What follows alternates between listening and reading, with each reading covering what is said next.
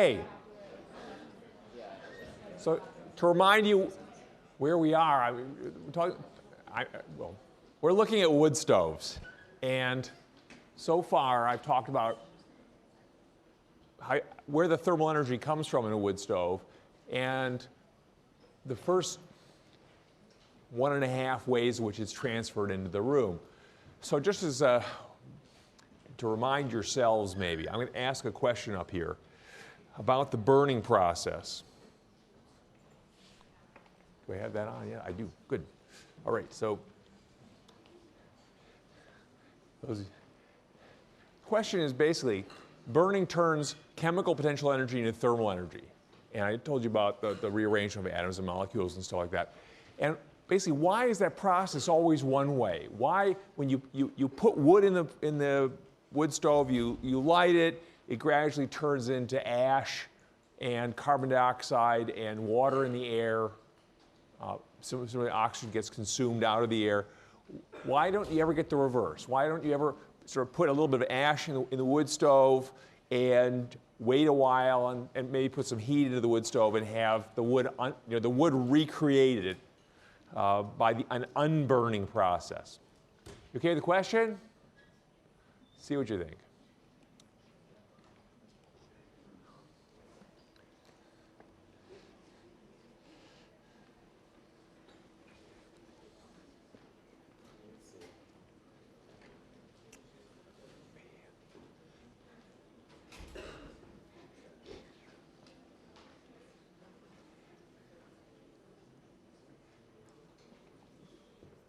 I'll go to 35 seconds after the start. The results to me are interesting. 5, 4, 3, 2, 1, 0. Should remember to do this more often because here are the results. And the answer is C. So all over the place. So here's the story. Now that I know that it's a story.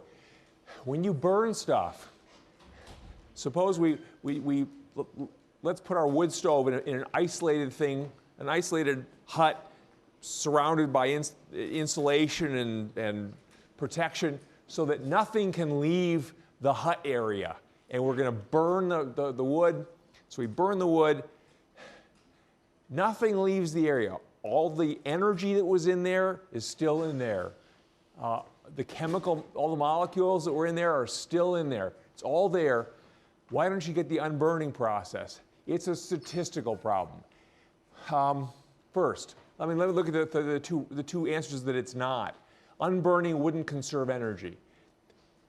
Burning conserves energy. Unburning would conserve energy. You can pick any object you like that's got energy stored in it. A battery. I'll pick a battery because it's sort of, you know about batteries running down. They use up their energy doing something. And let's let something be making light. So you put mirrors around the light, you run the battery down, all the light's still there bouncing around in the mirrors. Energy was conserved in the process of creating the light. If you ran the whole thing backwards, energy would be conserved in recharging the battery. It doesn't happen for statistical reasons. How to make this clearer?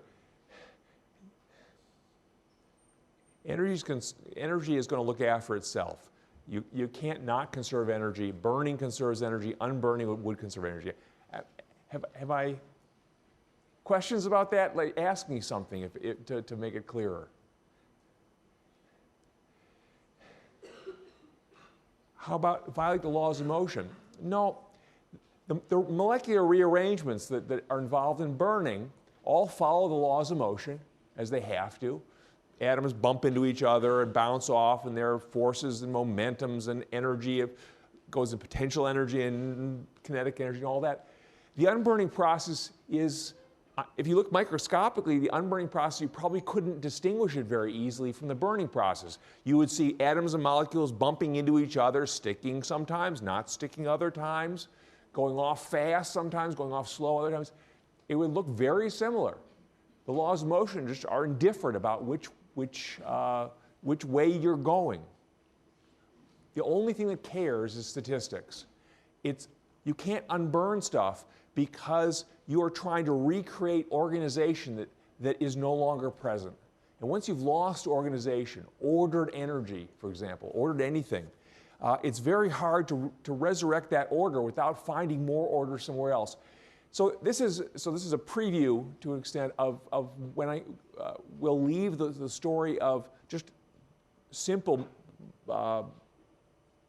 burning wood and having heat flow around naturally. We'll eventually leave that to look at what happens when you strategically move heat around. Philip? How statistically unlikely is it to unburn stuff? So it's a great question, is to give you an idea of this. The statistics that are handling the process of going from orderly to disorderly are the same statistics that have to do with any card games or dice games you do normally. If you have a deck of cards that you came fresh from the factory and it's perfectly ordered, right? It comes out, I don't know what, ace through king, 4 suits in a row, whatever. When you drop that deck of cards and play 52 card pickup and just pull them together randomly, how likely is it that you're going to recreate that perfect deck, ace through king, 4 suits? Not much, right? So the statistics against dropping the deck once and having it come back together perfectly are pretty severely against you. The laws of motion don't care. The cards could mechanically come back together perfectly as you swipe them together. So it's not about laws of motion, it's not about conservation of energy. All the energy that was present is still present. It hasn't left. It hasn't been destroyed or created. It's still there. So none of the conservation laws care. It's the statistics of trying to reassemble this deck that's so bad. So one deck of cards, really unlikely to come back together. It's surely way more unlikely than that you will win the lottery 3 times in a row. So far okay? When you burn a piece of wood, you're taking, remember Avogadro's number?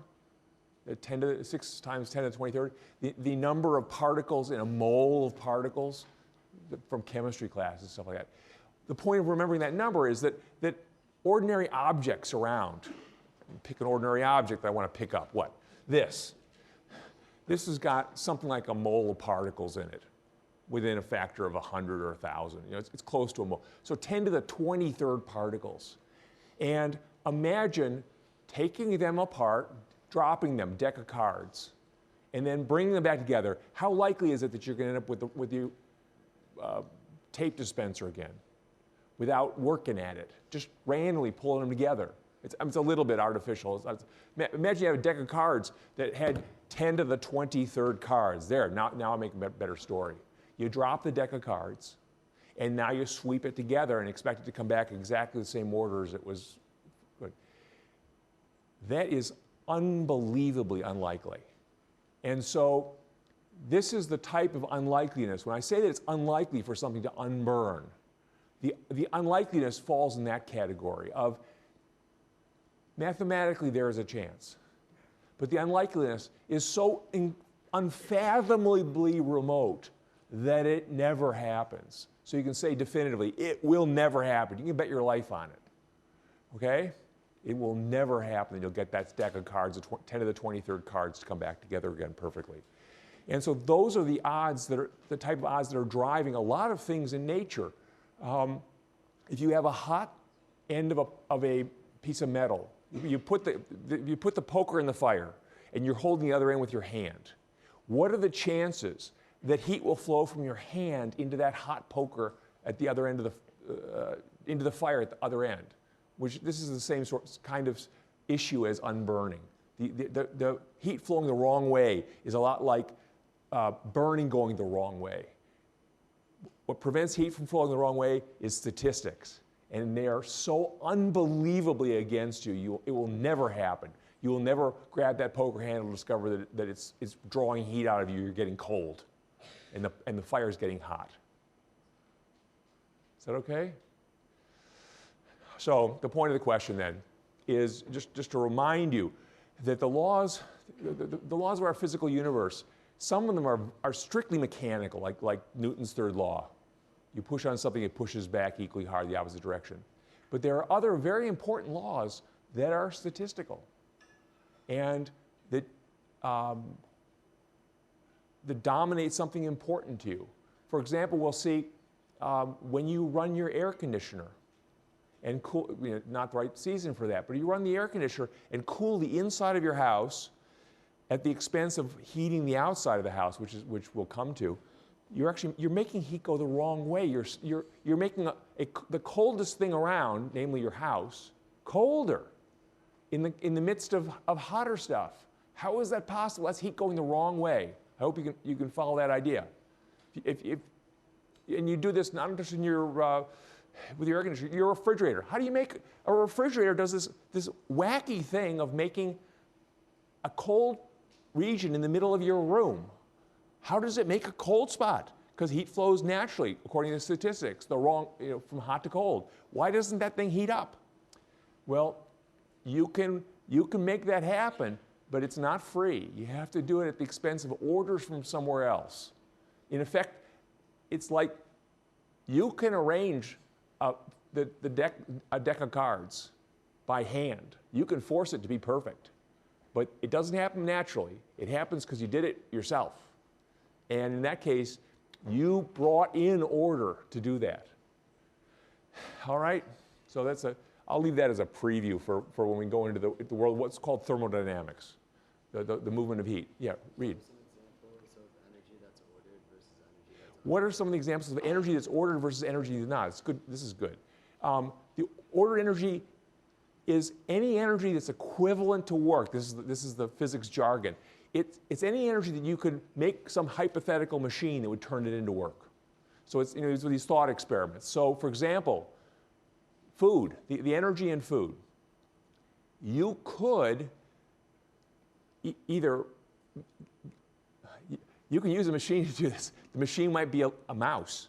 You feed the mouse food, and the mouse manages to turn that into work, and it sits there and runs a wheel or something like that. Alternatively, you could use it to run some sort of battery as the energy source for a battery that then would in turn run a motor, which would do the work. So food energy is ordered energy equivalent to work. The charge in a battery is the energy equivalent to work. A bowling ball at the top of a hill has its gravitational potential energy is equivalent to work. Again, you can make a machine that takes the energy and does it. A spring squeezed, so it's ready to leap back out. Again, equivalent to work. Is that okay with everybody? You sort of go through lots of little examples of energy like that. One that's not is the energy in a hot object. So the energy that's going to be in that, I won't turn the light bulb on, it's too bright. Let me turn this light bulb back on, though, nonetheless. The energy that's,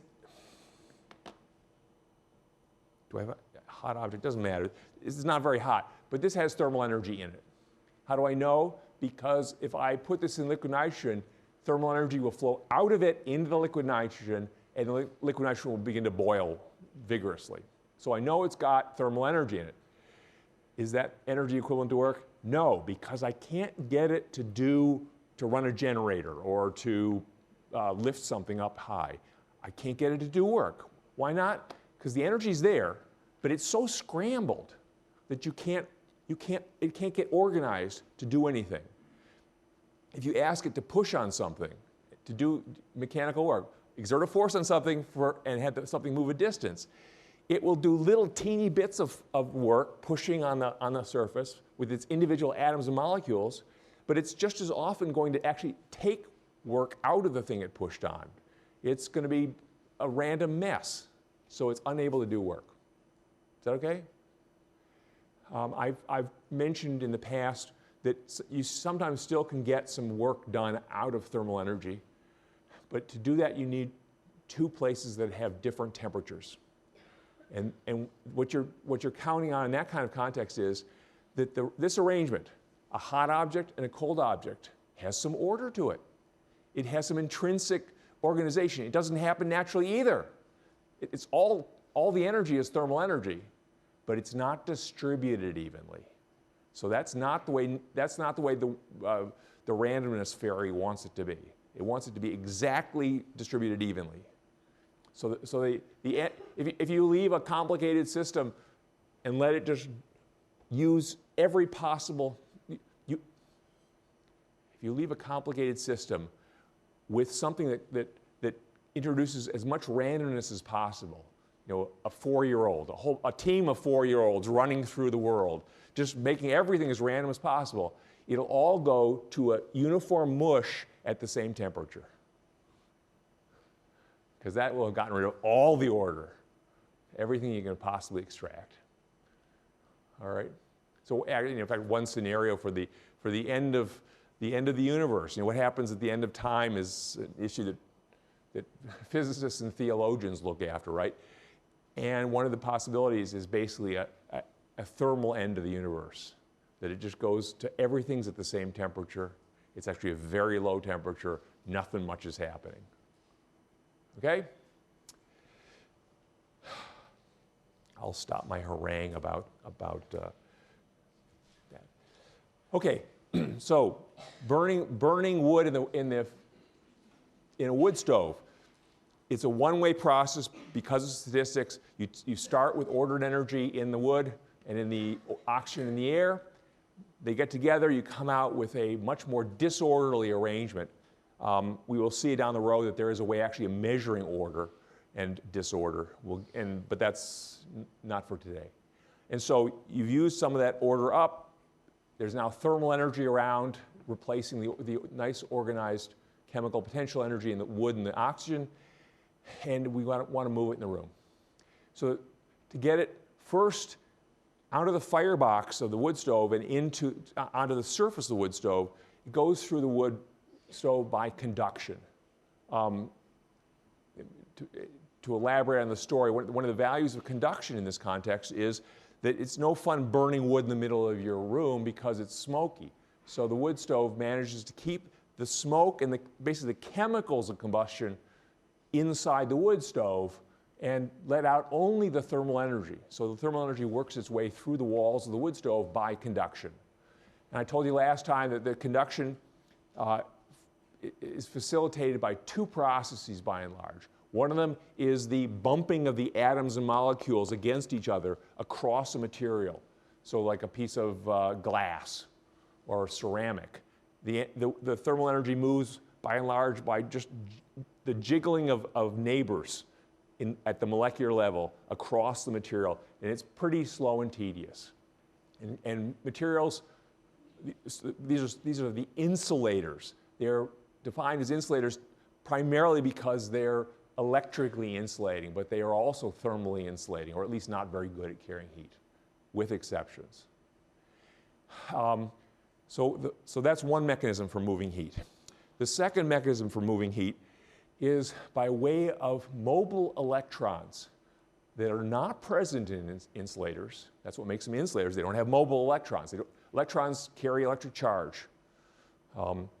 They can move electricity around. They can also move heat around. And when they move heat, they do it by moving in materials that allow them to travel long distances, from an atom here across a vast territory to an atom there. And those are the electric conductors, the major category of which is metals. So metals almost universally are better heat conductors, thermal conductors, than insulators.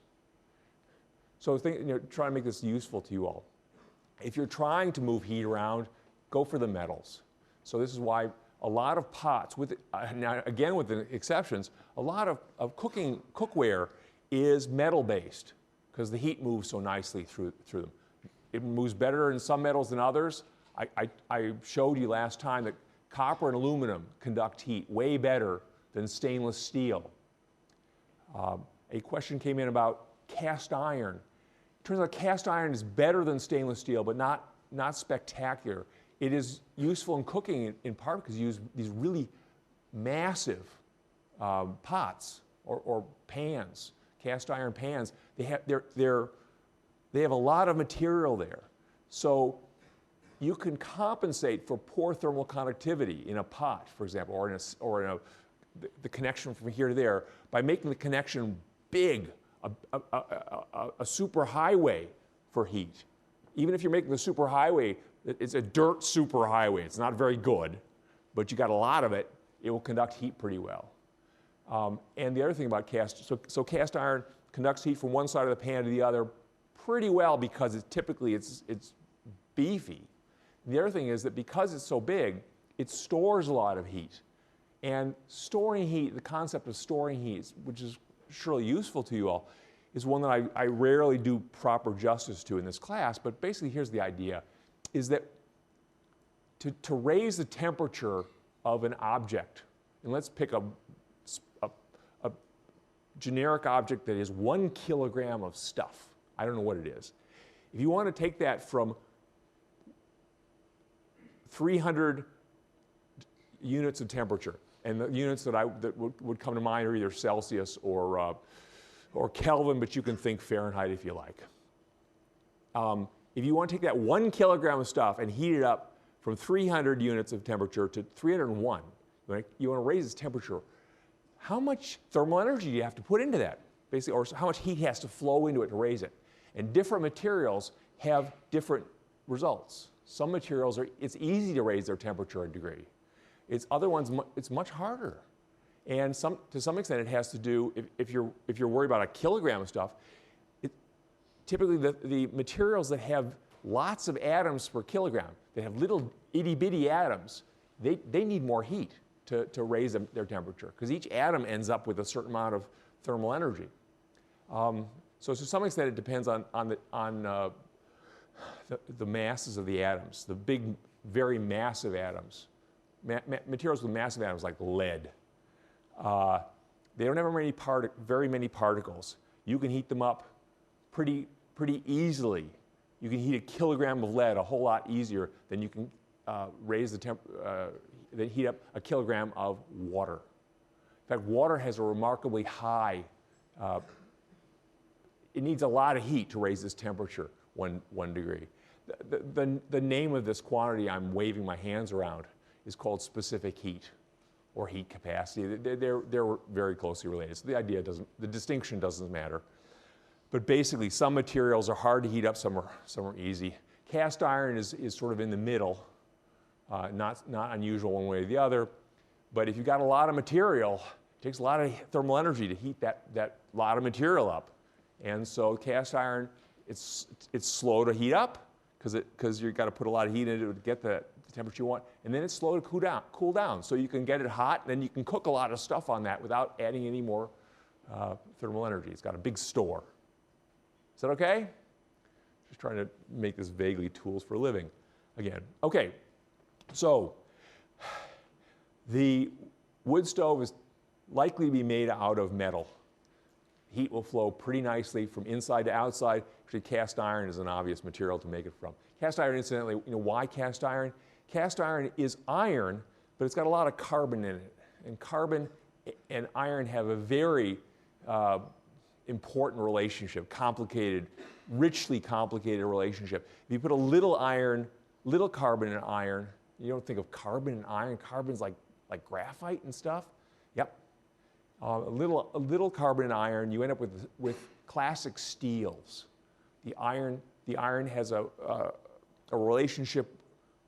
The carbon has a relationship with iron that stiffens, hardens the material, makes it more difficult to bend permanently. It becomes springier and harder, and also more brittle. But anyway, if you go hog wild with carbon, you end up with the cast irons, which they have too much carbon in them to be steel. They actually, it turns out, they then melt fairly easily.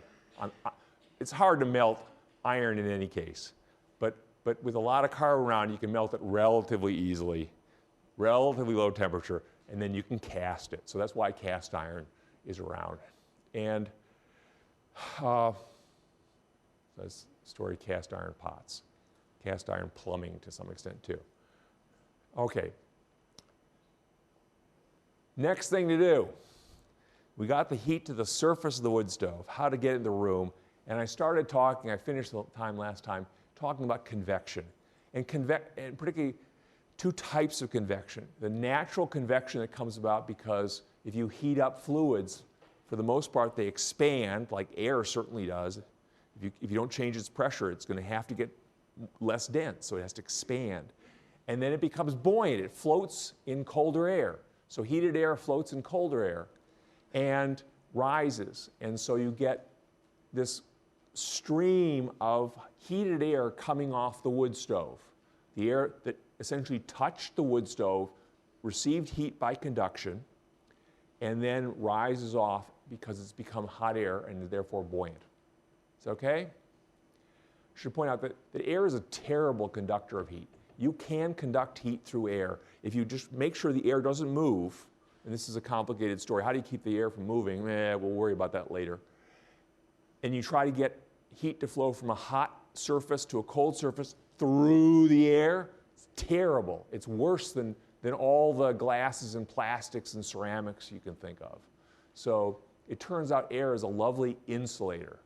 We'll come to that. The reason why you're wearing, okay, I tell you anyway. The reason why, it being a cold day, you're wearing clothing that is made of sort of fibers and fluffy stuff is not because the clothing or fibers or fluffy stuff are good insulators. That is, it's not because they're terrible at carrying heat from left to right. It's because they trap air. They trap air using the forces you already know, primarily viscous drag.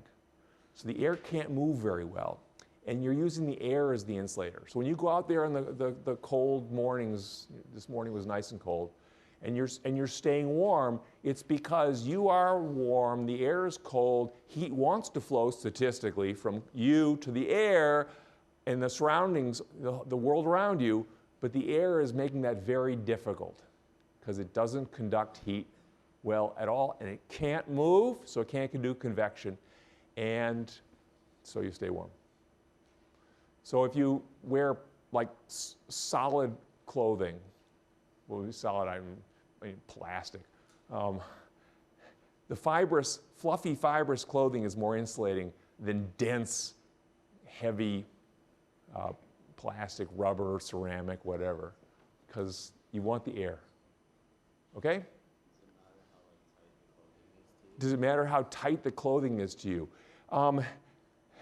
To you itself, the heat will flow from you to the clothing probably by convection. There'll be a lot of convection inside there. So probably the distance between you and the clothing isn't so important. It's probably that clothing itself has a big temperature drop across it because the heat's having a tough time getting through it, in part because most clothing is made out of materials that don't conduct heat well. Rare occasions you make them out of metals. I mean, fancy party clothes made of woven metal or armor. Yeah, but if you look at how the temperature evolves from your skin surface to the great outdoors, it goes through, the temperature gradually drops, and it probably has regions which it drops dramatically over a short distance when it's dealing with a seriously insulating layer, one that really is bad at carrying heat. You can have a cold temperature outside and a hot temperature inside, that little layer. Okay? So I mean, for those of you who wear coats, down coats and stuff, why is a down coat good? It's not because feathers are a terrible conductor of heat. It's because feathers trap air, and the air is a terrible conductor of heat. So this is why when you smush all the feathers or get them wet or something like that, and you get the air out of there, they're not as good. It doesn't keep you as warm anymore. All right? So you where I want to go. So I talked, the first version of convection is using natural buoyancy of air. You heat it, floats up, new air comes in, you heat it, it floats up, and so on. You get these, what are called convection cells, these circulating patterns of air in a room. So there are surely convection cells coming off all of you. You are heating the local air. It's becoming buoyant in the surrounding air. It's floating up. I don't know whether it makes it all the way to the ceiling, but it makes it up a bit, and then it circulates around, and new air comes in around you. It's happening all the time. So that's natural convection. Forced convection is when you deliberately stir the air. And you all have encountered environments where there's a fan or something. You know, why a fan? Why is a fan so effective? It's at heating you and cooling you. Some of it has to do with evaporation, which is a story for the future. But some of it is just simply if you stir the air deliberately, you facilitate the exchange of heat from hot to cold. You make it easier. And I'll do this as a question. As an illustration of that, let me ask this question.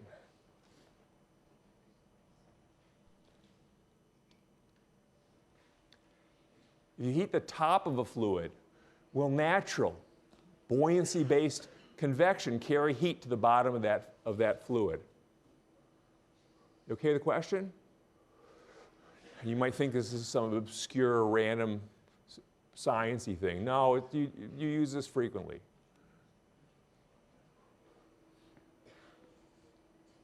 I'll give you 30 seconds on this one.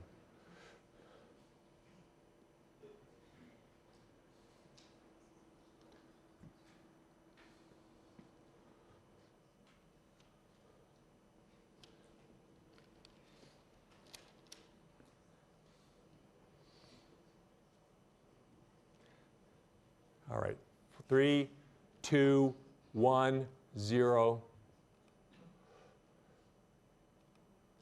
So the majority are going for no. It can't carry heat to the bottom, but there are a substantial number going for yes. So let's try it.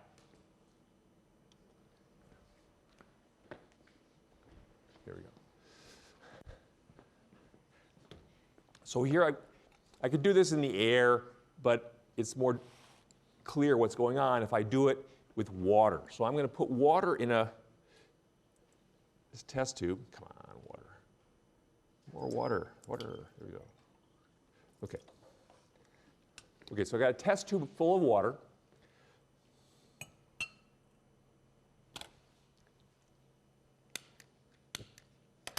Okay.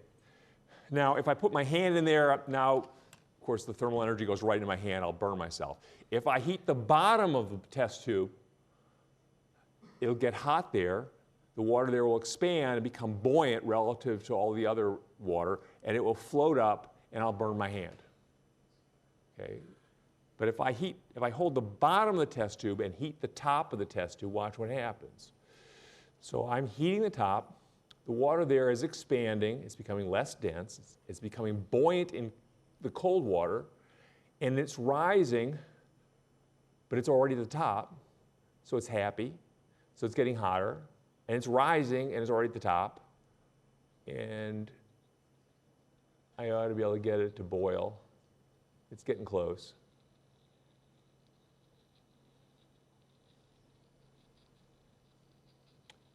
There are a lot of bubbles. I realize it's small from a distance, but let me get it to a full boil. I feel nothing. I'm heartless. I feel nothing. There's no heat coming down at me. The only way heat can get down to my hand from the boiling, it's now boiling. It's reached a full boil here at the top. The only way heat can come down from the boiling water at the top to my hand is by conduction through the water. Water it's not a perfect insulator electrically, but it's pretty poor. And basically, it's a terrible conductor of heat as well.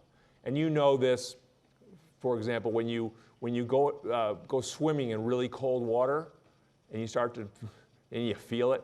If you stand stock still and let a layer of water build up around your skin, motionless water, that layer of water acts as an insulator. You end up with, it's body temperature water right at the surface of your skin, but the temperature drops, it plummets quickly as you go out a few millimeters, and so then you have cold water maybe a centimeter away from your skin, and the flow of heat is slow enough that you're okay, you don't freeze. But then when you start moving around and lose that layer, you feel cold again. So the point of that demonstration is there are circumstances where convection does not move heat well at all. And particularly if the source of heat, the hottest thing in the situation, is on top, natural buoyancy does a terrible job of moving heat around. And can you think of an example of this in cooking, where you shut down natural convection by heating from the top? Think of an oven. You're going to send me one. Think of an oven. There are typically two heating elements, electrical heating elements in an oven, one on the bottom and one on the top. What do they call the top one? Yeah, Charlotte. The broiler.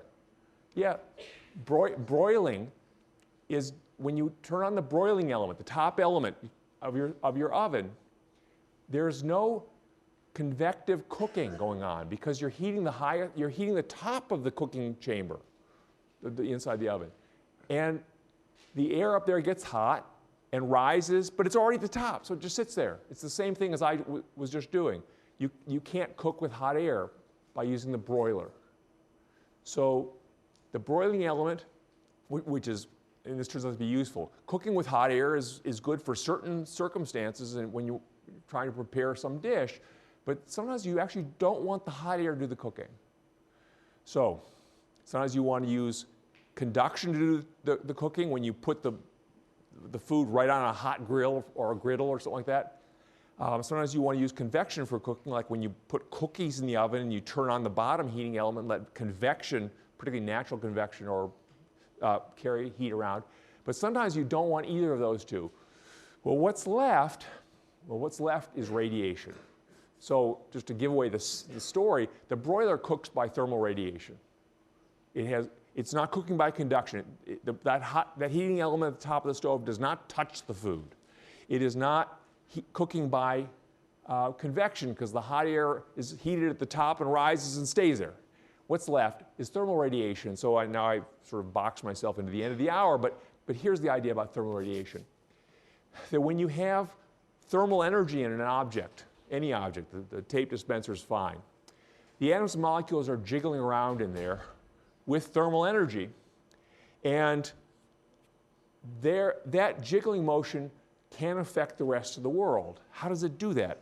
Well, the jiggling objects are electrically charged objects. A lot of them. A lot of them are electrons. A lot of them are parts of atoms and molecules. They have electric charge. And as a result, they're moving and jiggling and accelerating electric charges inside these surfaces.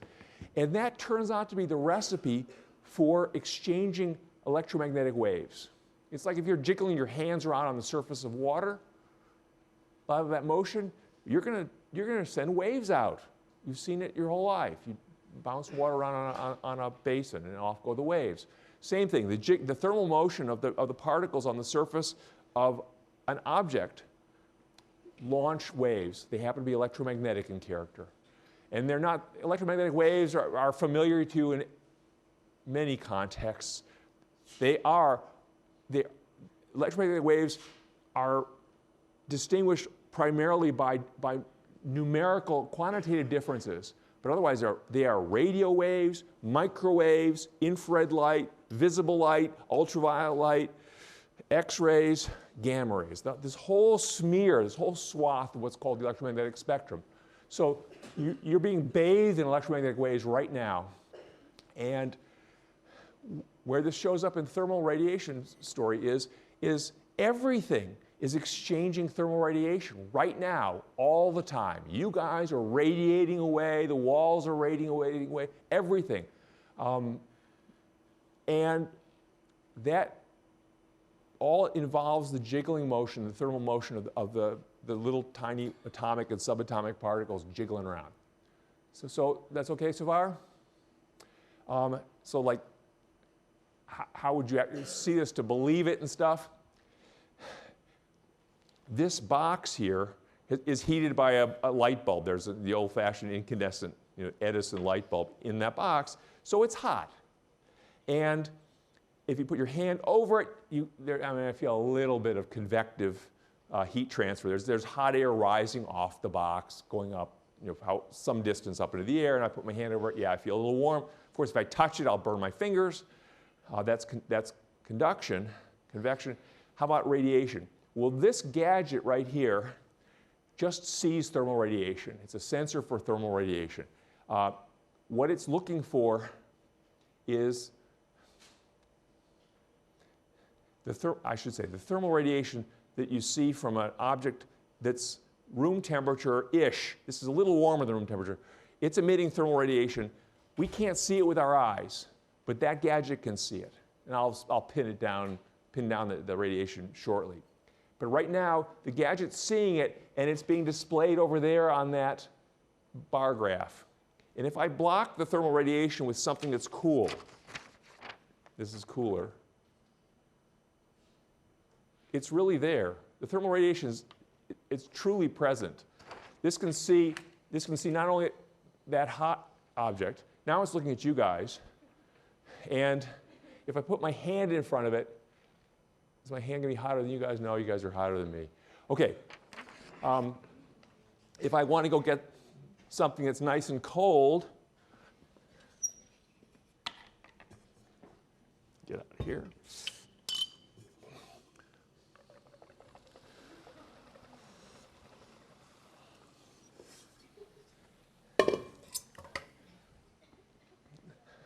So the thermal radiation coming off of this, not surprisingly, should be quite small. So let me put it over here. So this is looking at you now. Let me look at the liquid nitrogen. Whoa, gone. Now look at you guys again. Come back. It's back. Gone. Now look at that black object. Good, okay? All right, so where to go from here? Lots of pieces to this story. So thermal radiation, the whole familiar electromagnetic spectrum is involved. The nature of the thermal radiation coming off a particular object depends on its temperature. And it turns out the hotter it is, the brighter it is glowing with thermal radiation, which isn't a big surprise because the hotter it is, the more thermal motion there is there. And therefore, you would expect at least to have more something coming off. And it turns out that as you get hotter objects, what comes off is both brighter in terms of the amount of thermal energy coming off every portion of surface per second. What would we call then thermal power. Power is energy per time. It's 100 joules coming off every second is 100 joules of energy per second is called 100 watts.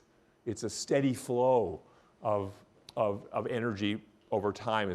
So that's power. So the thermal power coming off of a surface depends on its temperature and increases with temperature.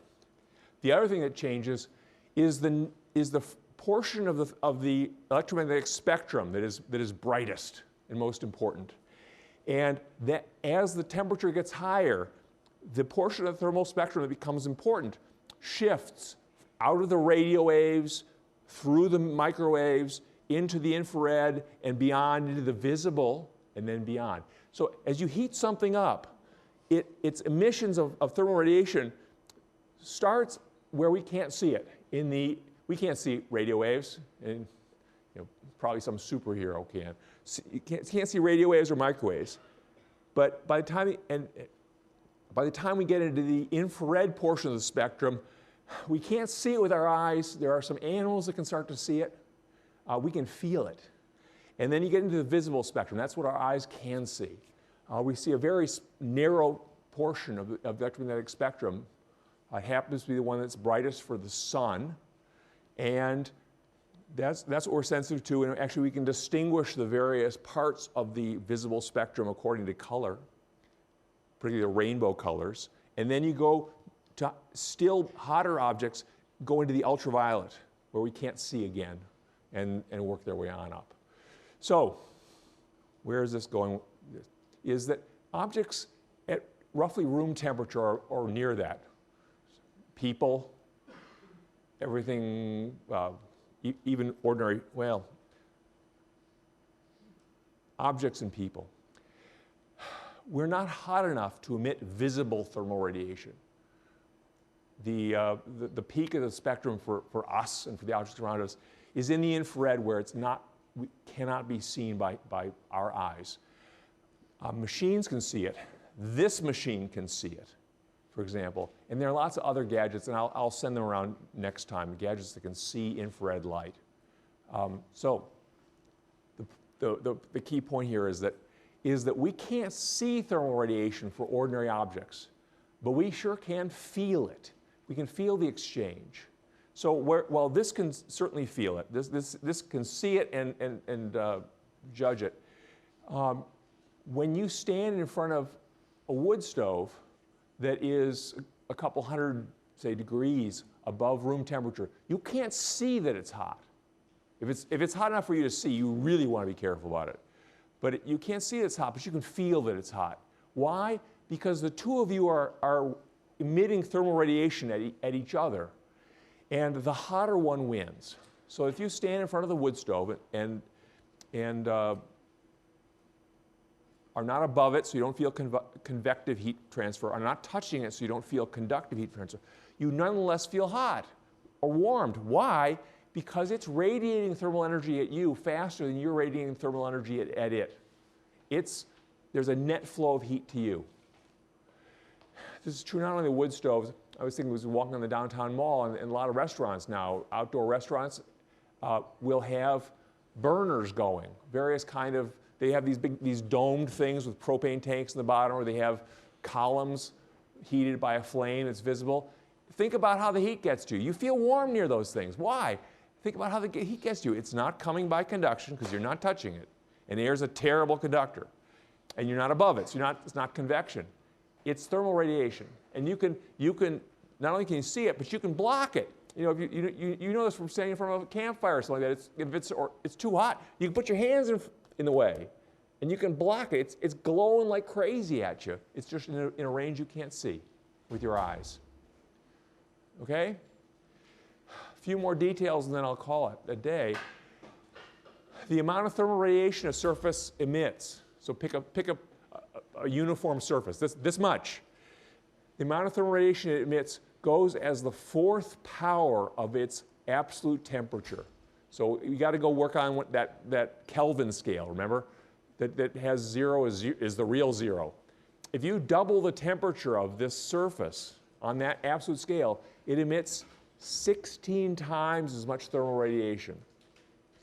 Well, that explains some things that, for example, how the sun warms you. Even though the sun is a small little spot in the sky, when it's warming you with its thermal radiation. It just happens to be pretty hot. How hot? It's about 5,500 Kelvin or 5,800 Kelvin, something like that. So it's about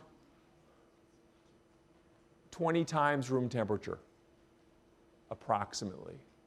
So because it's 20 times room temperature, and it emits, its thermal radiation goes as the fourth power of that 20. I don't know what 20 to the fourth power is. It's big. So every little surface of the sun up there is emitting a whomping amount of thermal radiation. And so even though it's a little spot in the sky, it manages to give us enough thermal radiation to make everything happen here. All right. I'll call it a day. We'll pick it up on Wednesday.